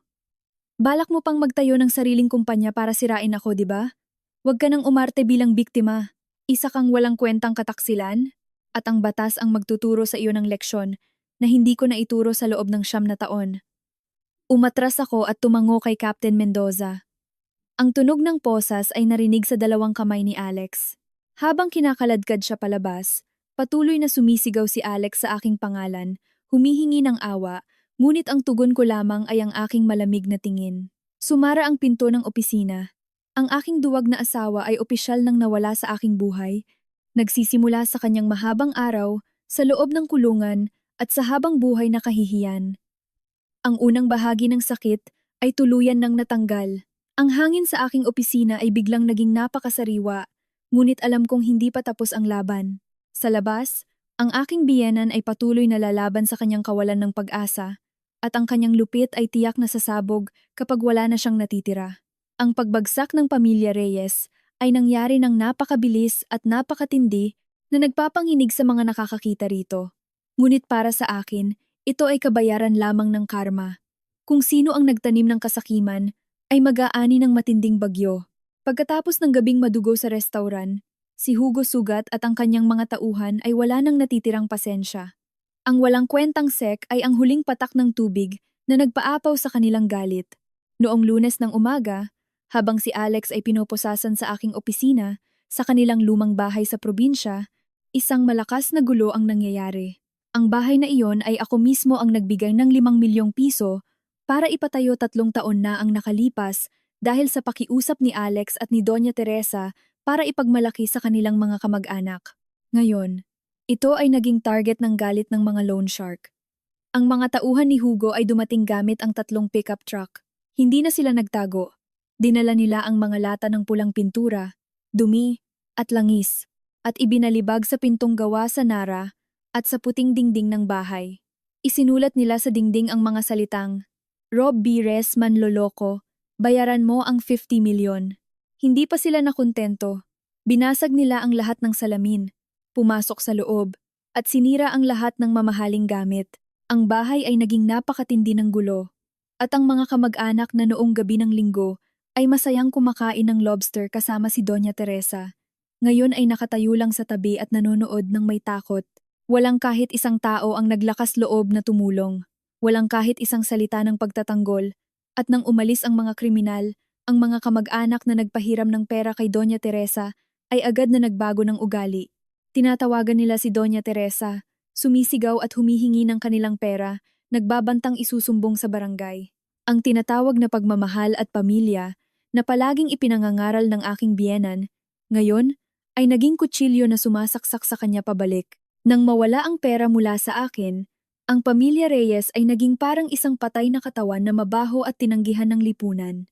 Dahil hinahanap sila sa lungsod at hindi makabalik sa probinsya, si Doña Teresa at si Robbie ay kailangang magtago sa isang maduming boarding house sa isang eskinita sa dulo ng Maynila gamit ang walang lamang account at ang kanilang mga huling alahas na ibinenta para sa panggamot sa mga sugat ni Robbie.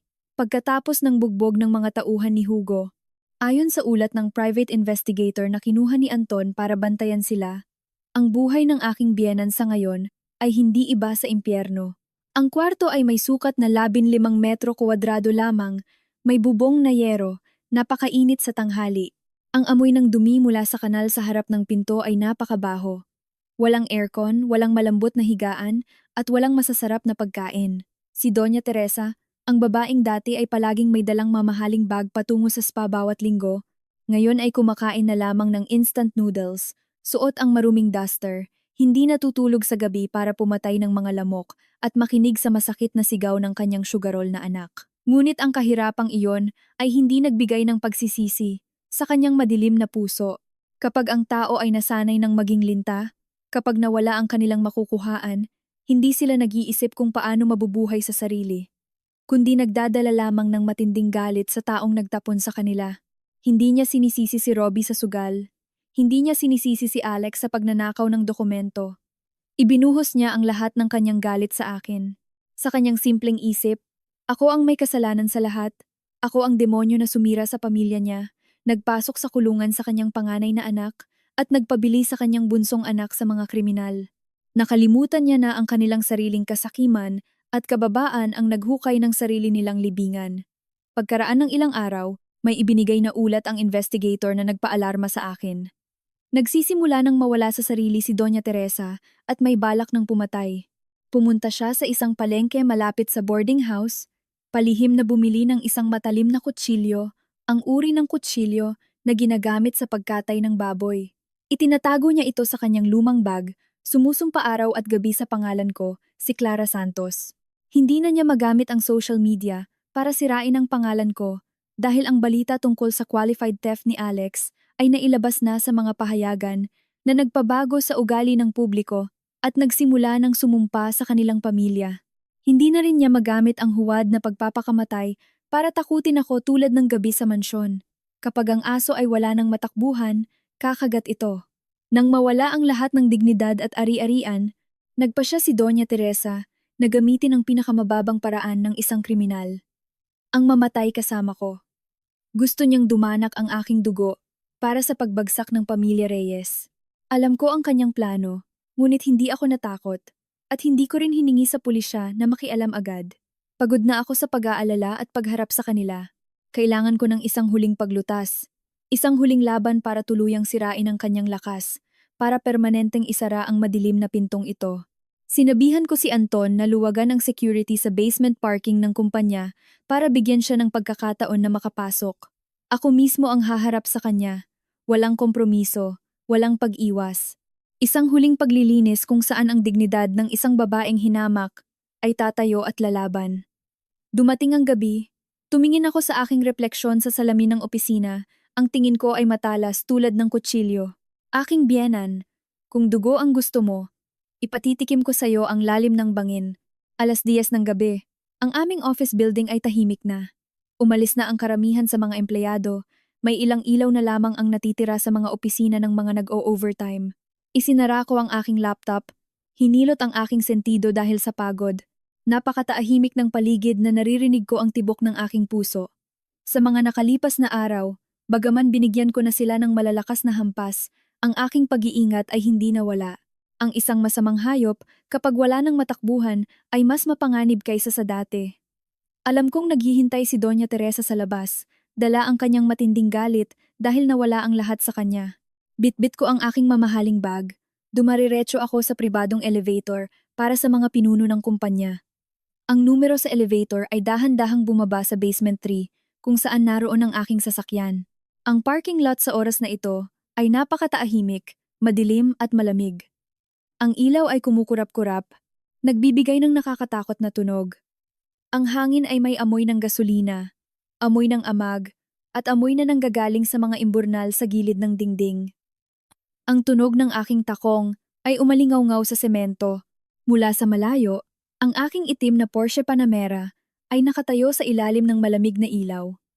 Habang hinahanap ko ang susi sa aking bag, isang malamig na hangin ang dumaan sa aking likod. Ang karanasan ko sa negosyo ay nagbigay sa akin ng isang espesyal na pandama sa panganib.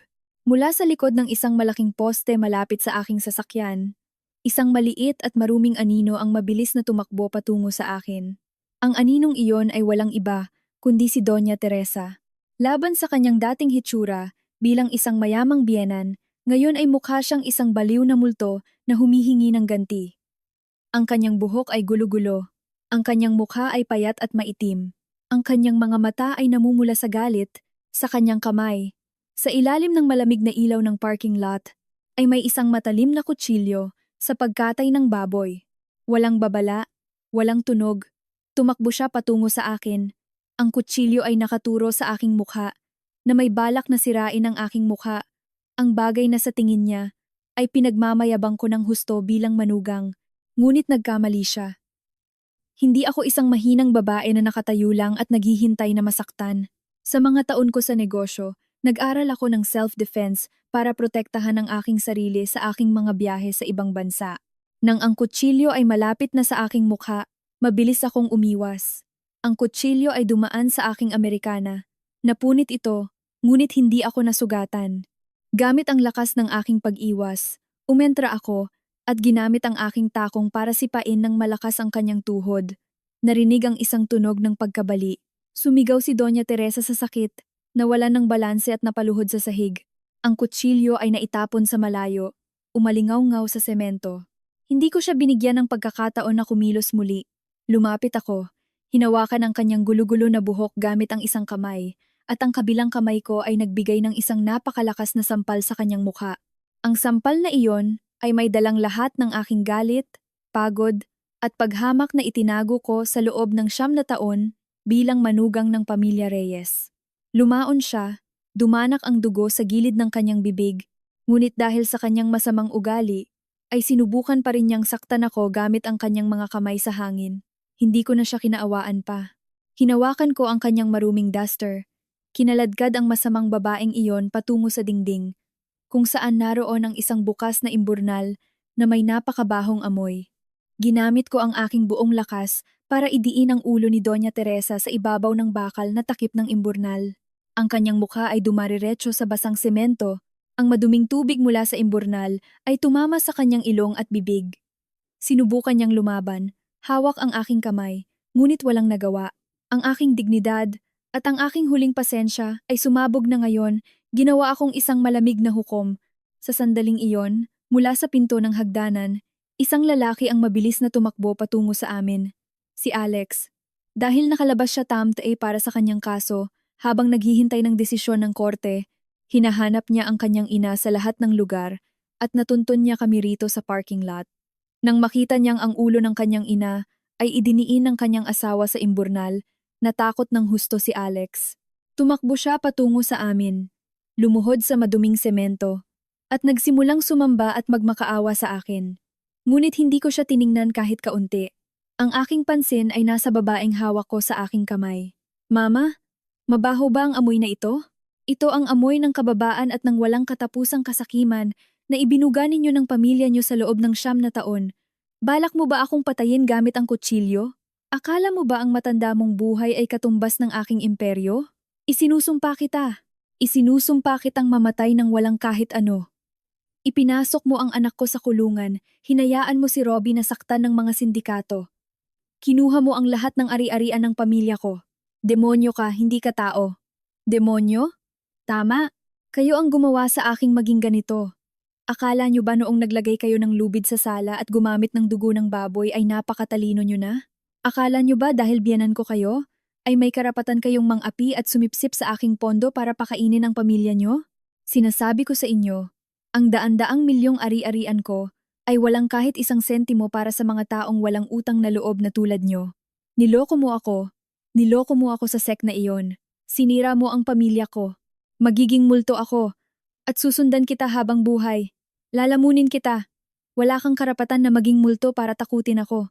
Kusa kang pumunta sa kumpanya ko para manggulo. Kusa kang gumawa ng video para sirain ang pangalan ko. Kusa mong sinabihan ang anak mo na nagnakaw ng aking mga dokumento. Ibinabalik ko lang sa inyo ang inyong itinanim. Gustong-gusto mo ang pera ko, di ba? Ngunit sa buhay na ito, ang karapat-dapat na lugar para sa iyo ay sa ilalim lamang ng maduming imburnal na ito. Clara, nakikiusap ako sa iyo. Pakawalan mo ako. Napakasakit. Alex, iligtas mo si Mama. Maililigtas ka ba niya? Ang lalaking nakaluhod na parang aso sa harap ko ay malapit nang mabulok sa kulungan. Ang sarili nga niyang buhay ay hindi niya maayos. Paano kanya ililigtas? Makinig kayong mabuti. Buksan niyo ang inyong tenga para sa huling pangungusap na ibibigay ko sa pamilya Reyes. Yumuko ako. Inilapit ko ang aking bibig sa kanyang tenga na may dumi, nagsasalita ng matigas at malinaw, na nagpatahimik sa kanilang dalawa at nagpasingasing sa takot. Ang imburnal na ito ang nararapat na lugar para sa mga taong tulad ninyong parang mga uod. Huwag na huwag ninyong ipapakita ang mga maruruming mukha ninyo sa akin muli. Kung hindi, isinusumpa kong ako mismo ang magpapadala sa buong pamilya mo sa impyerno. Nanlaki ang mga mata ni Doña Teresa. Nanginginig ang kanyang katawan at pagkatapos ay nanghina. Wala nang lakas para lumaban o sumumpa pa. Ang tingin niya ay napuno ng takot at kawalan ng laman. Si Alex naman ay nakayuko ang noo sa semento, umiiyak ng mahina, patuloy na nagmamakaawa ng walang kabuluhan. Tumayo ako ng diretsyo, kinuha ang silk scarf mula sa aking bag, pinunasan ko ang aking mga kamay, at pagkatapos ay ibinalibag ang scarf sa mukha ni Doña Teresa. Iniwan ko ang dalawang nakakaawang tao sa parking lot. Sumakay ako sa aking Porsche, pinaandar ang makina, at mabilis na umalis patungo sa kadiliman, iniwan ang kataksilan. Natuluyan ng nasira sa gabing iyon sa parking lot. Ang aking buhay ay naging napakasariwa. Malayo sa mga madidilim na ulap na sumunod sa akin sa nakalipas na halos 10 taon. Hindi ko isinumbong sa pulisya ang pag-atake ni Doña Teresa gamit ang kutsilyo. Hindi dahil sa naawa ako, kundi dahil alam kong ang parusa ng batas para sa hindi natapos na pananakit ay napakababa laban sa parusa ng buhay na malapit nang dumating sa kanya. Hahayaan ko siyang mabuhay ng nakakaawa sa lipunan, maranasan ang rurok ng kahihiyan, kawalan ng kasama, at kabaliwan. Iyon ang pinakamalubhang parusa sa isip. Ang lahat ng maruruming bagay ng pamilya Reyes ay ibinigay ko na sa batas at sa karma, isang huling paglilinis na walang awa at walang patawad. Una ay si Robbie, ang aking sugarol na bayaw, ang simula ng 50 milyong utang. Pagkatapos saktan ng matindi ng mga tauhan ni Hugo Sugat sa restaurant, nagtago siya na parang isang daga sa imburnal. Hindi siya makabalik sa probinsya dahil ang bahay ay nasira na ng mga loan shark. Hindi rin siya makapunta sa Maynila dahil hinahanap siya ng mga masasamang tao. Nagtago siya sa mga probinsya sa Timog. Nabubuhay sa mga madidilim na lugar, nagtatrabaho bilang kargador para kumita ng kaunting barya para sa instant noodles. Ngunit ang batas ay may mahabang kamay. Sa isang operasyon laban sa smuggling ng mga gadgets sa pier, itinuro ng mga pinuno ang tulong ni Robbie sa nakaraan. Ang pulisya ay nagpalabas ng warrant of arrest sa buong bansa. Pagkaraan ng 2 buwan, nahuli si Robbie sa isang bus terminal habang sinusubukang tumakas sa Visayas.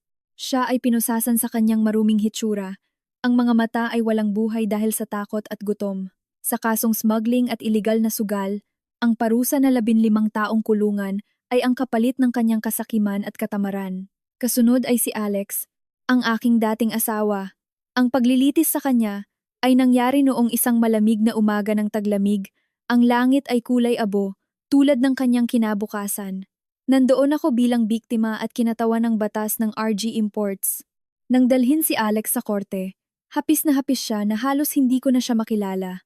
Maikli ang buhok, payat ang mukha, at ang kanyang mga kamay ay nanginginig sa harap ng mga tanong ng taga-usig.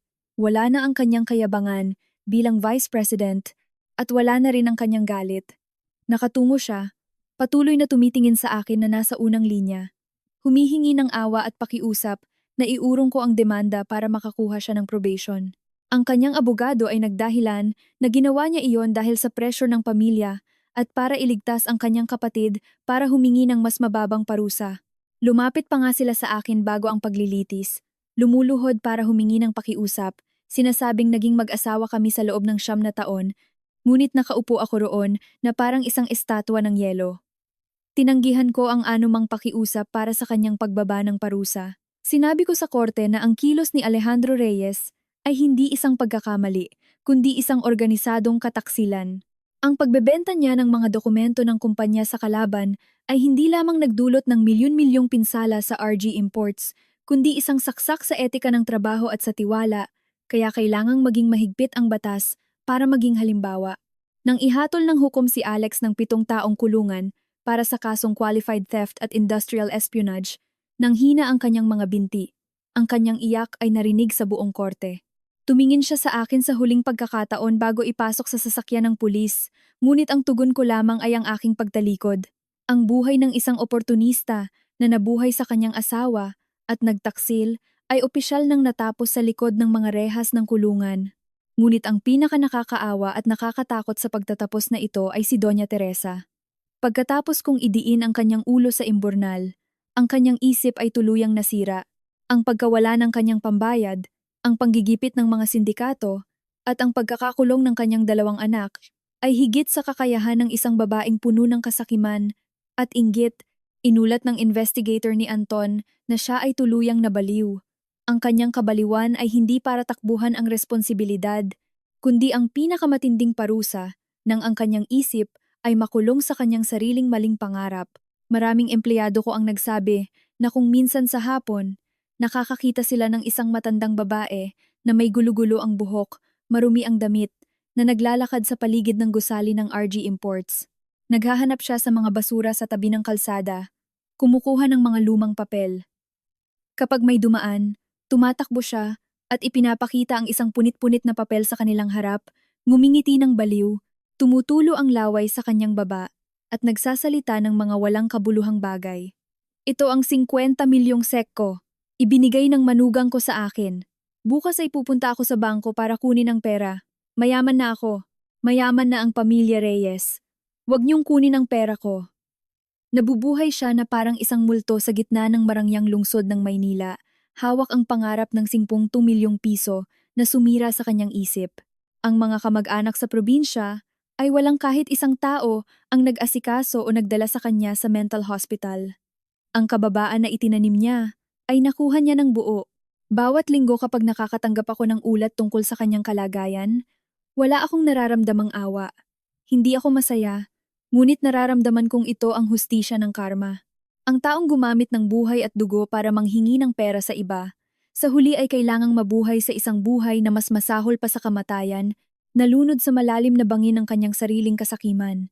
Inutusan ko ang legal department na tapusin ang lahat ng komunikasyon, tanggihan ang lahat ng pakiusap ng kompromiso o garantiya mula sa sinumang tao na may koneksyon sa pamilyang iyon.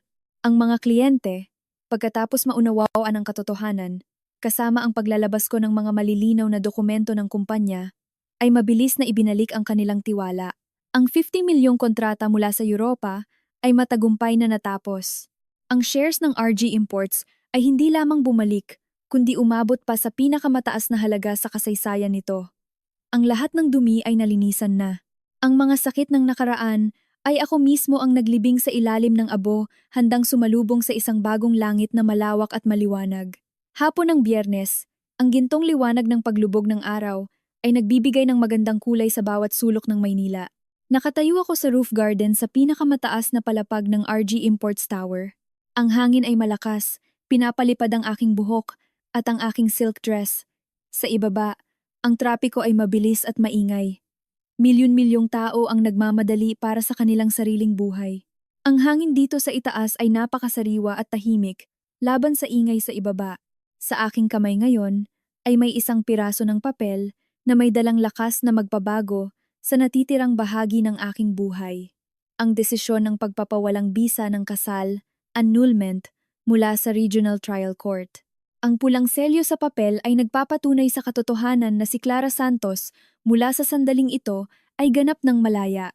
Hindi na asawa ni Alejandro Reyes, hindi na manugang ni Doña Teresa, at wala nang anumang koneksyon sa batas o moralidad sa pamilya Reyes na puno ng kataksilan at kasakiman.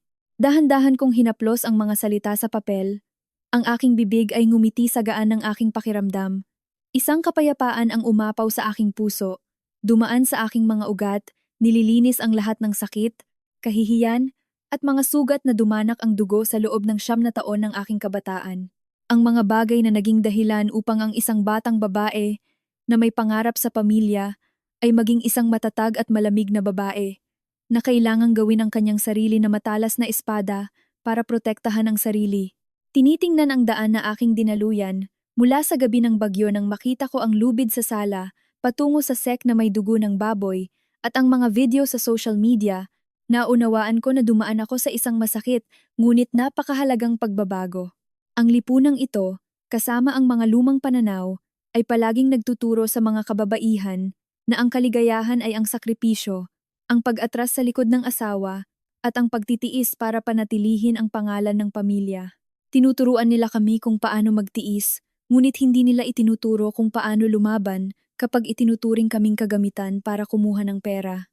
Inakala ng pamilya ng aking asawa na dahil babae ako, dahil kasal ako, ang aking daan-daang milyong ari-arian ay kusa ng magiging kanila para paghatian. Inakala nilang ang mga lumang pangaral tungkol sa pamilya at paggalang ay magiging lubid na tatalikod sa aking lakas. Sila ay napakahangal ng gamitin ang aking buhay at reputasyon para mangikil ng 50 milyong piso mula sa mga masasamang tao. Ngunit nagkamali sila ng matindi. Ang kabaitan ng babae ay maaaring malawak na parang dagat, ngunit kapag ito ay tinaksilan, ang dagat na iyon ay magiging tsunami na lalamon sa lahat ng dumi sa kanyang daan. Ginamit ko ang kanilang sariling kasakiman para sakalin sila. Ginamit ko ang walang kwentang sek para ipakita ang kanilang totoong ugali, at ginamit ko ang batas para ilagay ang mga kriminal sa likod ng rehas. Walang kompromiso. Ang aral na aking nakuha sa pamamagitan ng pawis, luha, at pagkabigo ay ang halaga ng isang babae ay hindi nakadepende sa kanyang asawa o sa pagmamahal ng pamilya nito. Ang tunay na halaga ay ang kanyang kakayahang maging malaya sa pinansyal, ang kanyang dignidad, at ang kanyang kakayahang magpasya sa kanyang sariling buhay. Ang pera na ginawa ng babae sa pamamagitan ng kanyang sipag at talino ay dapat gamitin para sa kanyang sariling karangalan, hindi para pakainin ang mga tamad at sakim na asawa at biyenan. Hawak ang aking gintong Zippo lighter, pinagana ko ang apoy. Ang asul na apoy ay sumunog sa hangin. Inilapit ko ang papel ng annulment, ngunit ngumiti ako at isinara ang lighter. Hindi ko ito susunugin. Ilalagay ko ito sa isang magandang frame sa aking cabinet ng mga dokumento. Mananatili ito roon hindi bilang isang sugat, kundi bilang isang medalya ng tagumpay. Isang paalala sa akin na dumaan ako sa isang malalim na bangin, ngunit nagawa kong umakyat ng mas matatag at mas maliwanag kaysa sa dati. Ang langit sa kanluran ay nagiging kulay kahel at pula. Ang mga huling sinag ng araw ay mawawala na, ngunit nagbibigay ng pangako ng isang magandang umaga bukas. Ang kumpanya ko, ang RG Imports, ay patuloy na lumalaki. Ako pa rin si Clara Santos, isang self-made president na nakatayo sa aking mga takong. Itinataas ang aking ulo sa harap ng lahat ng bagyo ng negosyo at buhay. Ininom ko ang aking alak. Nararamdaman ang tamis at pait na dumaan sa aking lalamunan, kasama ang lasa ng tagumpay. Wala nang mga tawag para humingi ng pera. Wala nang huwad na pakiusap ng aking duwag na asawa, at wala nang galit na tingin ng aking masamang biyenan. Ang buhay na ito ay ibinalik na sa akin ang maliwanag na langit na nararapat sa akin, isang bagong langit kung saan ako ang reyna ng aking sariling imperyo, hindi kailanman yuyuko sa harap ng sinuman. Salamat sa inyong pakikinig at magkita-kita muli tayo sa mga susunod na kwento.